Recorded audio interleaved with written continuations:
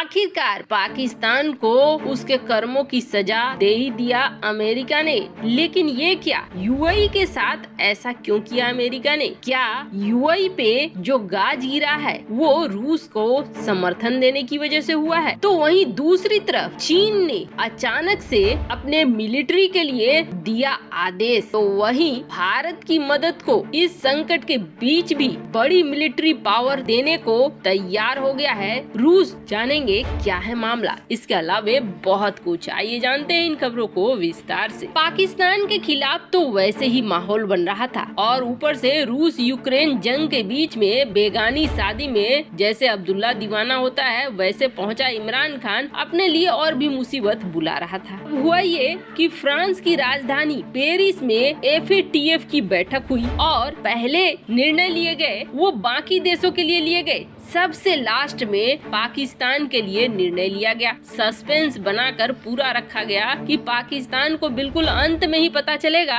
कि उसके साथ क्या हुआ है। खैर फिर भी एफएटीएफ वालों ने थोड़ा रहम दिखाया और पाकिस्तान को 2022 जून तक ग्रे लिस्ट में ही रखा, ब्लैक लिस्ट में नहीं डाला। शुक्र मनाइए कि ब्लैक लिस्ट में नहीं गया, अभी भी ये ग्रे लिस्ट में है। और अब पाकिस्तान को ऑप्शन दिया है कि जितनी जल्दी आप शर्तों को पूरा करेंगे उतनी जल्दी इससे बाहर आएंगे, नहीं तो कहीं ब्लैक लिस्ट की तरफ न बढ़ जाएं। पर इन सब में सबसे अजीब बात ये हुई कि यूएई को डाल दिया गया है ग्रे लिस्ट में। यूएई पर पहले भी ये आरोप लगे हैं कि मनी लॉन्ड्रिंग के जरिए यूएई आतंकी संगठनों तक अपने पैसे को पहुंचाता है। हालांकि कहा यह जाता है कि यूएई का इसमें कोई डायरेक्ट इन्वॉल्वमेंट नहीं है, लेकिन कई ऐसी कंपनियां हैं जो लापरवाही से ये पैसे पहुंचा देती हैं आतंकियों तक। बहुत सारी कंपनियां हैं जो ताओं के साथ मिलकर या ध्यान नहीं देने के नाम पर इस तरीके से काम करती है, लेकिन अंत तक वो पैसा दुनिया के लिए खतरा बन जाता है। आपको बता दें उत्तर कोरिया और ईरान एफएटीएफ की ब्लैक लिस्ट में है, जिन्हें बाहर से निवेश नहीं मिल रहा है और अंतर्राष्ट्रीय व्यापार करने में बहुत परेशानी हो रही है। अब यूएई के सामने भी ग्रे लिस्ट का मसला आ गया है।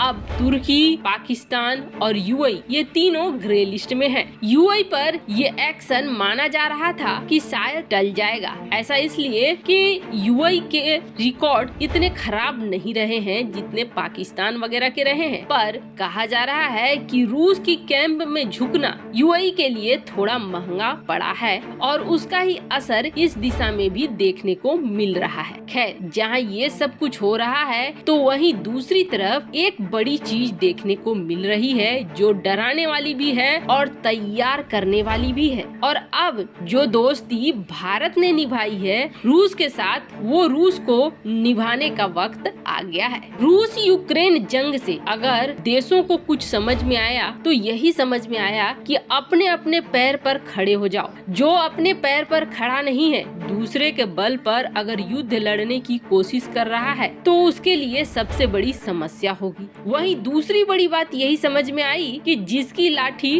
उसकी भैंस। अब ऐसा ही कुछ चीन कर रहा है। जैसा कि हमने पहले भी बताया है कि चीन को एक पूरा ब्लूप्रिंट मिल गया है कि उसके साथ साथ क्या हो सकता है, इसलिए वो अपनी अर्थव्यवस्था पर भी ध्यान दे रहा है और अपने रक्षा पर भी ध्यान दे रहा है। अब इसी स्तर पर वैसे भी चीन अपने रक्षा बजट को बहुत ज्यादा रखता है, लेकिन 2022 के लिए जो चीन ने अपना डिफेंस बजट रखा है वो भारी बढ़ोतरी का ऐलान हुआ है। इस साल का उनका डिसीजन है कि वो अपनी सैन्य ट्रेनिंग को बड़े लेवल पर बढ़ाएंगे और चीन 2022 के लिए अपने रक्षा बजट को 7.1% बढ़ाने जा रहा है, जो अपने आप में एक बड़ा अमाउंट बढ़कर बन जाता है। अब समझ लीजिए इससे आप कि चीन अपनी रक्षा बजट को कुल बढ़ाकर 230 अरब डॉलर कर रहा है, जबकि भारत का रक्षा बजट मात्र 70 अरब डॉलर है, वो भी तब जब भारत ने 4.4% की बढ़ोतरी की है। आपको बता दें भारतीय डिफेंस बजट का एक बड़ा हिस्सा खर्च होता है हथियारों को खरीदने में, तो दूसरा हिस्सा खर्च होता है पेंशन देने में। लेकिन चीन जो ये रक्षा बजट में आशा से अधिक बढ़ोतरी कर रहा है, वो दिखला रहा है कि चीन अब अपने आप को पूरी तरीके से सुपर पावर बनाने के लिए तैयारी में लगा हुआ है। चीन का कहना है कि अमेरिका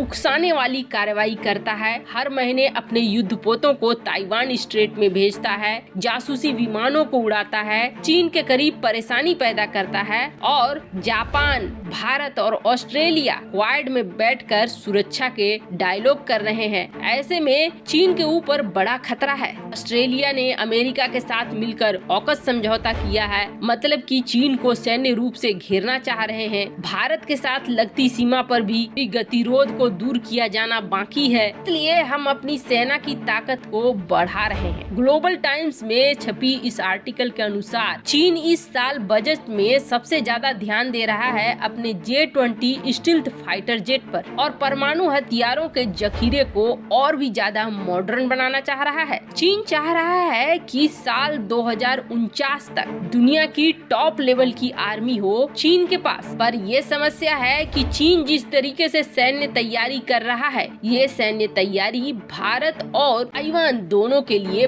बड़ा खतरा बनने वाले हैं। ऐसे में क्या रूस भारत की बड़ी मदद करने को तैयार है? वैसे तो रूस यूक्रेन जंग के शुरुआत होने से ही अमेरिका ने प्रतिबंधों की बौछार कर दी है रूस के ऊपर, और कोई ऐसा क्षेत्र बचा है जहां प्रतिबंध न लगे हो। लगभग हर क्षेत्र में अमेरिका ने प्रतिबंधों की झड़ी लगा दी है। वैसे तो एविएशन सेक्टर हो, स्पेस सेक्टर हो, हथियारों का हो, हर जगह बैन लगे हुए हैं, लेकिन बैंक और हथियारों की सेल पर बहुत ज्यादा प्रतिबंध लगे हैं। ऐसे में भारत के लिए टेंशन ये है कि रूस के साथ भारत के जो भी रक्षा सौदे हैं वो कैसे पूरे होंगे। चीन और पाकिस्तान तो खुश हो रहे हैं कि चलो इन प्रतिबंधों की वजह से भारत को हथियार नहीं मिलेंगे, और भारतीय सेना में तो सबसे ज्यादा रूसी हथियार ही मौजूद हैं। रूसी हथियारों की मरम्मत भी करनी हो तो कल पुर्जे रूस से ही मंगाए जाते हैं। भारत जैसे कि भीष्म टैंक को बना रहा है, लेकिन भीष्म टैंक से जुड़े हुए जो कलपुर्जे हैं करीब 70% वो रूस के ही हैं। अब ऐसा माना जा रहा था कि रूस और अमेरिका के बीच जो ये प्रतिबंध का खेल चल रहा है, इससे सबसे ज्यादा बड़ा झटका तो भारत को रक्षा सौदों में लगेगा। लेकिन अब रूस ने जो बड़ा ऐलान कर दिया है, जो खुद मुश्किल में फंसा हुआ है, पर भारत के लिए आगे आ रहा है, भारत को देगा